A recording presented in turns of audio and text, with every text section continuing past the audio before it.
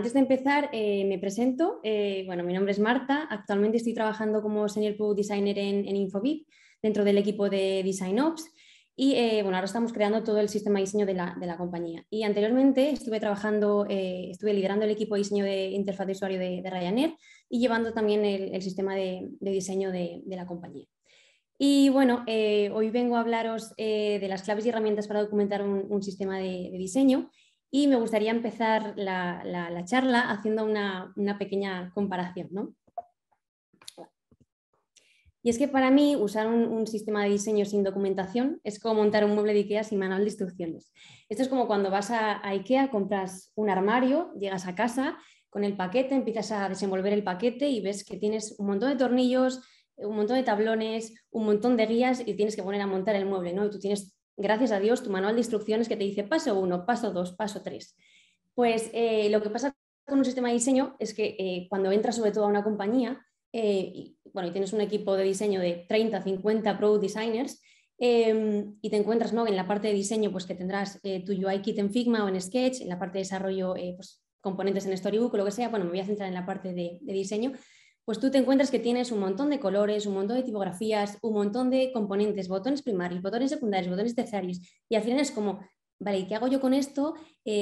¿Cuándo tengo que utilizar cada una de las cosas? Entonces, creo que es básico tener una documentación a la que poder ir a bichear un poco, ¿no?, cómo utilizar cada una de las cosas, porque al final, sin esta plataforma, ¿no?, de documentación, digamos que el sistema de diseño está sujeto a la libre interpretación de cada uno de los diseñadores que lo utilizan. Entonces, ¿por qué es importante, por qué es tan importante la documentación?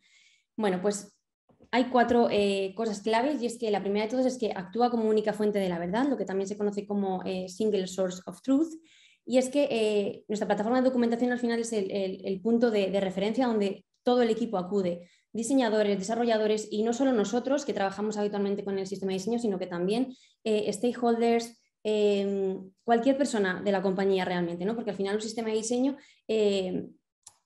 digamos que es cómo una compañía diseña y desarrolla un producto.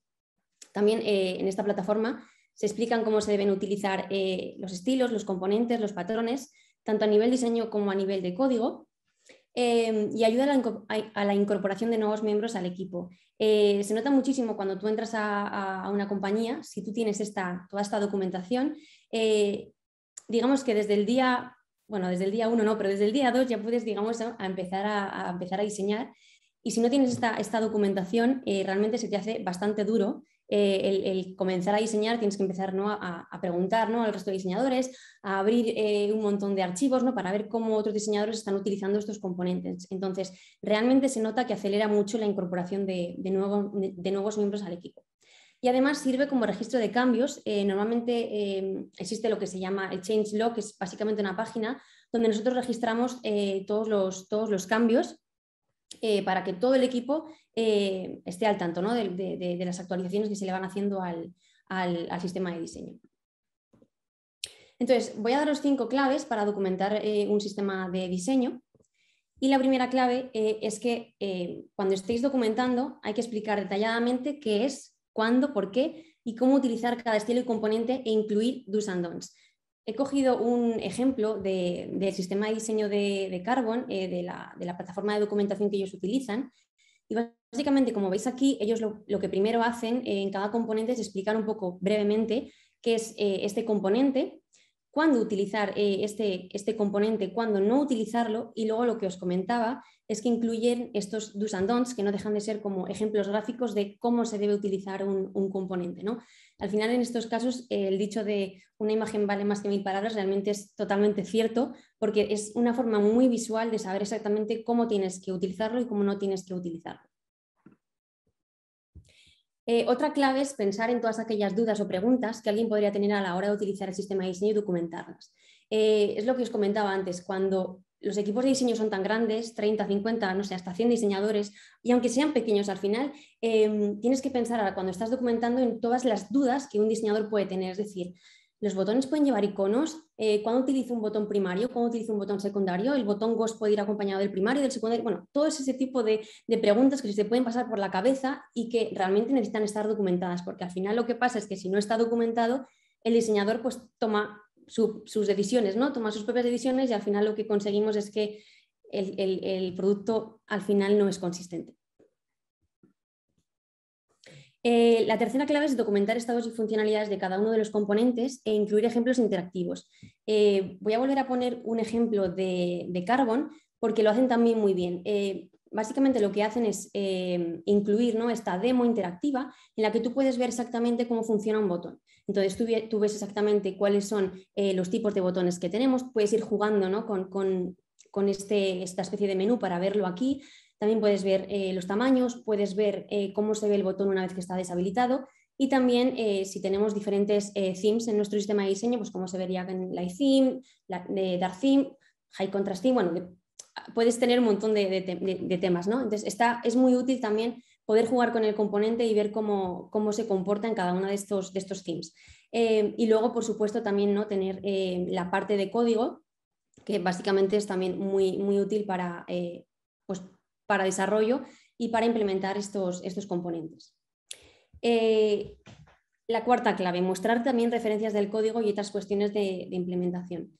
Si tenéis los componentes, bueno, sois vuestros desarrolladores, ¿no?, están desarrollando los componentes en React, normalmente están se tiene lo que se llaman propiedades o props, y es también muy útil documentarlo, ¿no? Esto es lo que hace, por ejemplo, el sistema de diseño de Shopify, que se llama Polaris.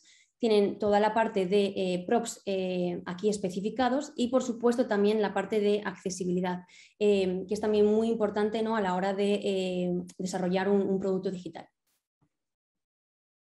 Y la última clave, que bueno, es más casi que un consejo, y es que no dejéis la documentación para el final.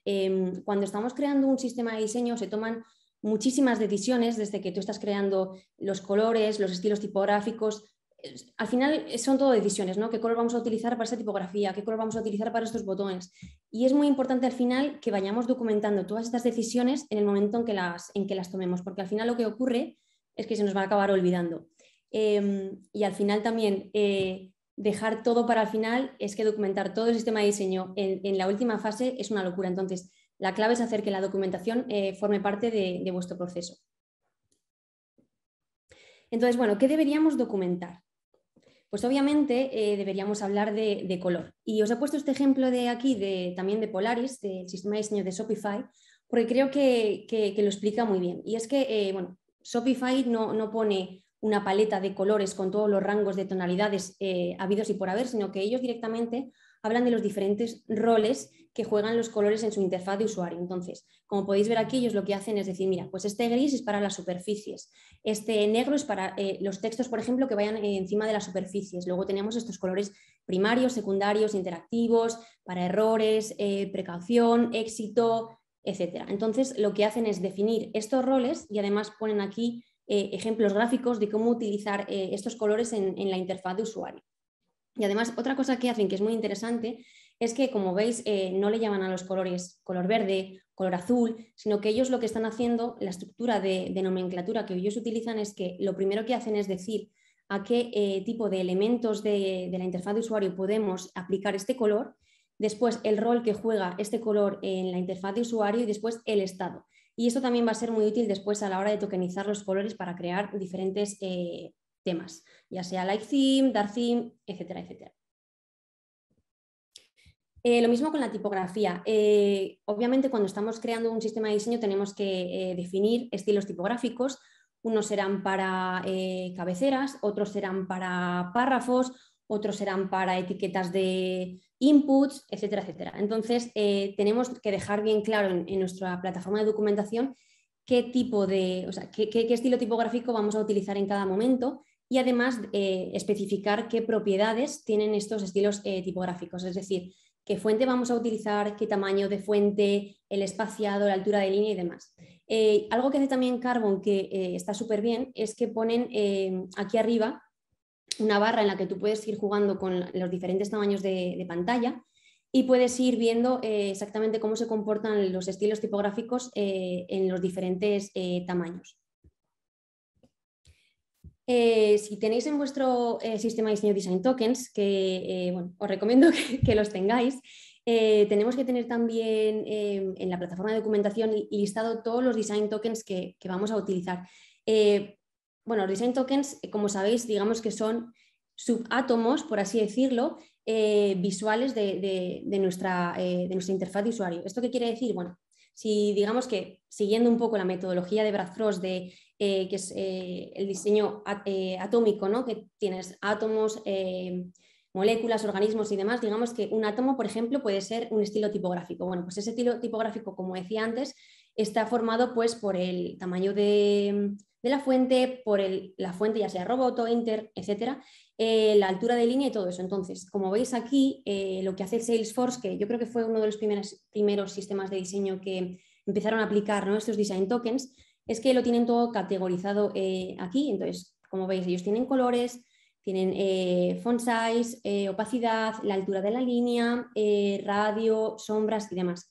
Entonces, es muy importante que si tenéis definidos también los design tokens, los dejéis documentados para que tanto diseño como desarrollo pueda venir aquí y saber exactamente qué design token tiene que aplicar.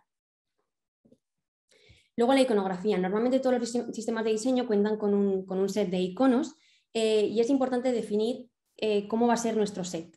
Tenemos que decidir si vamos a utilizar un borde de grosor de 2 píxeles, de 1 píxel, si van a estar rellenos, si vamos a utilizar los que son más bien con línea, y obviamente también tenemos que definir nuestro grid, porque obviamente este set de iconos va a ir creciendo según sigamos creando componentes, según surjan nuevas necesidades. Entonces es muy importante también dejar esto documentado porque seguramente haya que seguir creando iconos y estos iconos tienen que seguir siendo consistentes con este set que nosotros teníamos previamente.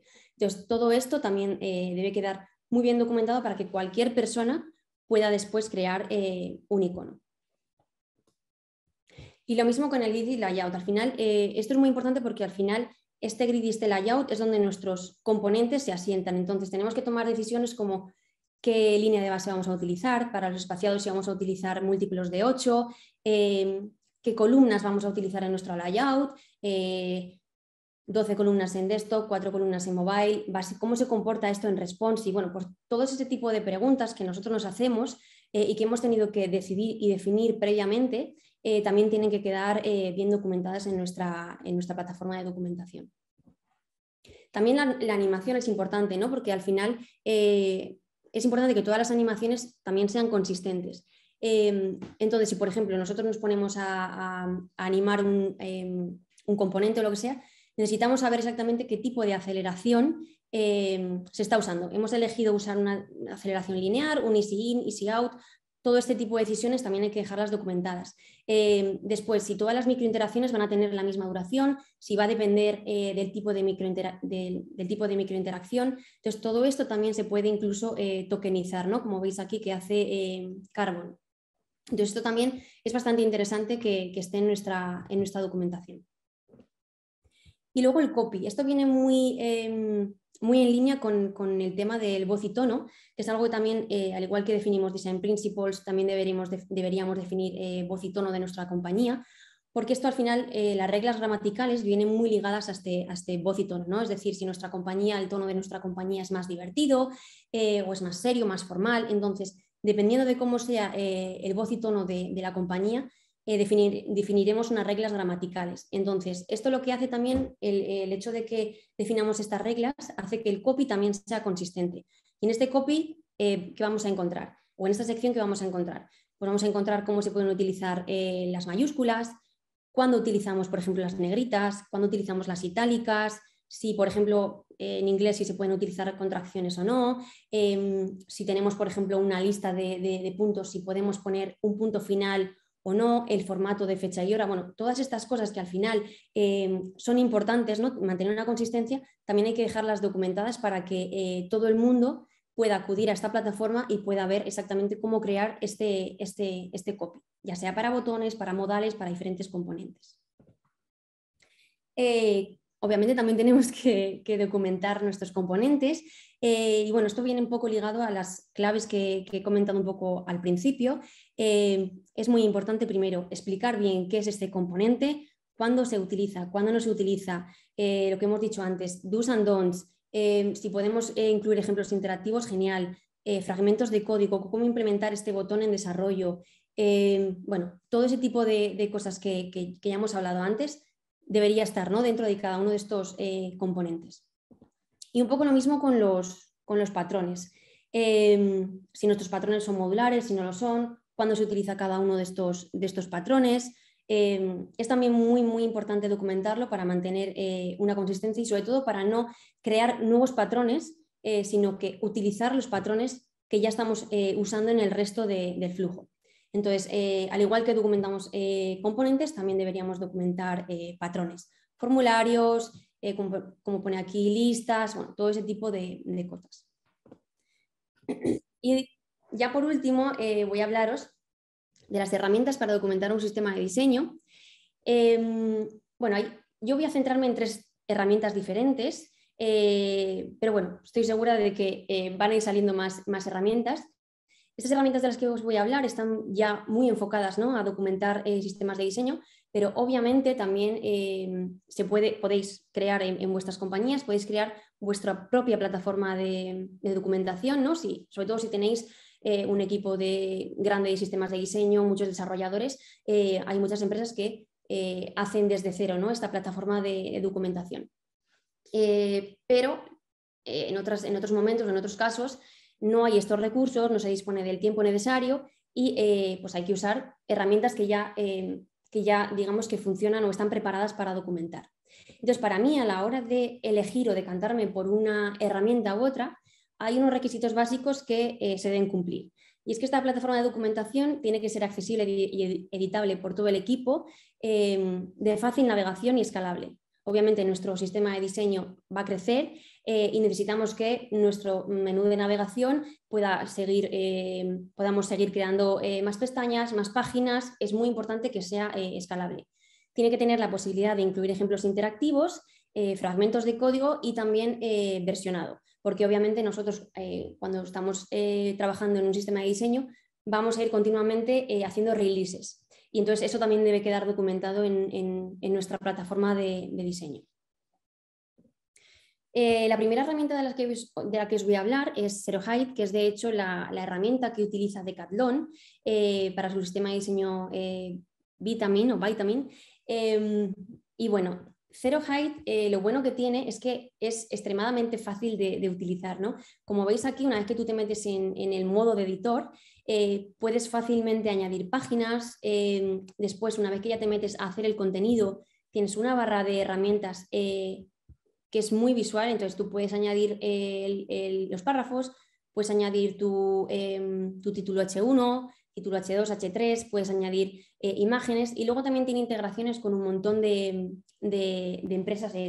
Puedes embeber repositorios de GitHub, puedes embeber PDFs, Google Slides y obviamente Zeroheight permite subir tanto tu librería de Figma como de Sketch, crear como lo que se llama Style Guide y desde ahí ir añadiendo los componentes. Entonces, he puesto aquí un ejemplo de, por ejemplo, cómo sería la página de colores. Entonces, tú obviamente añades el párrafo, H1 y demás, y a la hora de aquí de añadir los colores, bueno, pueden ser colores o diferentes componentes, lo que haces es básicamente incrustas, digamos, un bloque de componentes y es que es tan sencillo como ir dándole aquí clic, se abre un modal y puedes ir añadiendo componente tras componente. Entonces, realmente es que es muy fácil y muy rápido. La siguiente herramienta de la que os voy a hablar es Design System Manager de InVision. Es, por ejemplo, la que usa el Banco Santander para su plataforma de documentación. Y el año pasado hubo varias releases que hicieron. Antes de junio no se podía utilizar esta plataforma de documentación con Figma. Sin embargo, a mediados del año pasado, en junio, lanzaron la integración con Figma. Entonces ya se puede utilizar con ambas herramientas. Lo bueno, por ejemplo, que tiene Design System Manager, algo que me gusta bastante, es que tú puedes lanzar una release o publicar, ¿no? Una release y puedes a la vez ir trabajando en un borrador de la nueva release. Es decir, tú tienes publicada lo que viene siendo los componentes que estáis utilizando en ese momento en producción, pero a la vez tú puedes empezar a trabajar en las siguientes release que vais a lanzar. Sin necesidad de que lo vea nadie más que tú o que el equipo de diseño, más que nada para no confundir a las personas que utilizan el sistema de diseño. Entonces, esto me parece que es algo que tiene Design System Manager que es bastante útil. Y después, la nueva versión de esta herramienta que han lanzado permite, ¿no?, la integración con los Design Tokens. Y entonces, la verdad es que lo han hecho de una manera bastante visual, ¿no? Tienes una tabla en la que puedes ir incorporando tus Design Tokens y además puedes ver los Design Tokens en un archivo JSON, ¿no? Al final, el beneficio de los Design Tokens es que son agnósticos en cuanto a la plataforma. Entonces, cuando tú defines los Design Tokens, desarrollo en este caso, si lo está haciendo desarrollo, lo que hacen es meterlos en un archivo JSON. Y después, bueno, se utilizan diferentes herramientas como, por ejemplo, Style Dictionary, que es como un traductor o un convertidor que lo que hace es que este JSON file o este archivo de JSON es traducido a diferentes lenguajes de desarrollo, pues ya sea lenguaje CSS, lenguaje XML para Android, Swift para iOS y demás. Entonces, ese es, digamos, uno de los beneficios, ¿no?, que tiene los Design Tokens, y está genial que cada vez las herramientas de documentación también vayan implementando esto. Entonces, esto que tiene InVision es bastante útil. Por ejemplo, Zero Height te deja también implementar o incrustar, digamos, estos Design Tokens, pero digamos que te incrusta directamente este archivo JSON. Entonces, a mí me gusta más, ¿no?, esta forma que es mucho más visual, ¿no?, de ver tus Design Tokens más que un archivo, ¿no?, de JSON. Aún así, como os digo, podéis verlo y editarlo desde aquí.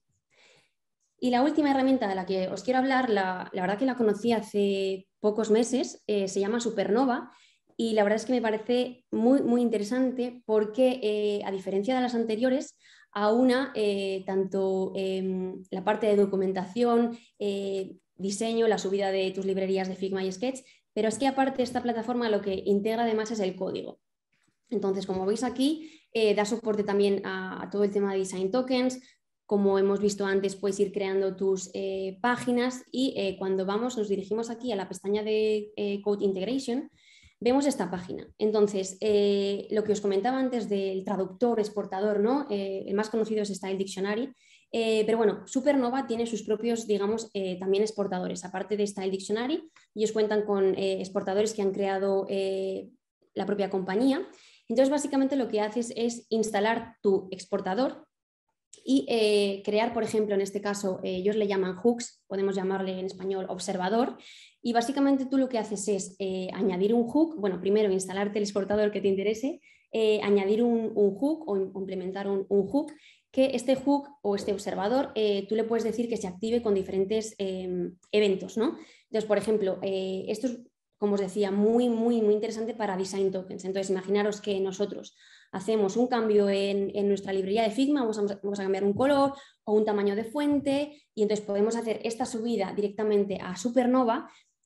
Si hemos puesto que el evento se active con esta subida de Figma a Supernova, directamente se activará este hook y nos traducirá directamente estos Design Tokens a los lenguajes, ¿no?, utilizando estas herramientas, estos exportadores. Y como veis aquí, lo que podemos decir es que haga, entre otras cosas, es que nos abra un pull request en GitHub.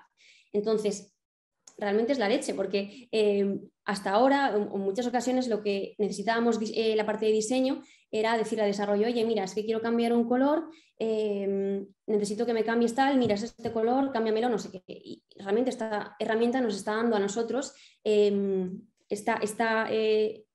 este ownership, ¿no?, para poder realmente hacer estos cambios desde diseño sin tener que estar molestando, ¿no?, un poco a desarrollo con estos cambios que al final son cambios, ¿no?, de colores, cambios, bueno, ese tipo de cosas que definimos nosotros en Figma, ¿no? Entonces, bueno, es bastante interesante, como os digo. igual es un poco difícil de entender, pero bueno, esta plataforma, si os interesa bichearla un poco más, han subido hace poco como unos 12 tutoriales a YouTube. Entonces, bueno, si os interesa, ya os digo, echarle un ojo. Tenéis un montón de tutoriales en YouTube para poder verlos. Y bueno, básicamente estas eran las 3 herramientas de las que os quería hablar, y lo que os decía, ¿no? A la hora de decantaros por una u otra, sobre todo tenéis que tener en cuenta las necesidades de vuestro equipo, los recursos que hay disponibles, el presupuesto, porque obviamente estas herramientas cuestan dinero, bueno, hay que pagar X dinero por editor, entonces también es algo que tenéis que valorar, ¿no? El presupuesto que podéis dedicarle a estas plataformas, si decidís una de estas o decidís crear vuestra plataforma desde cero.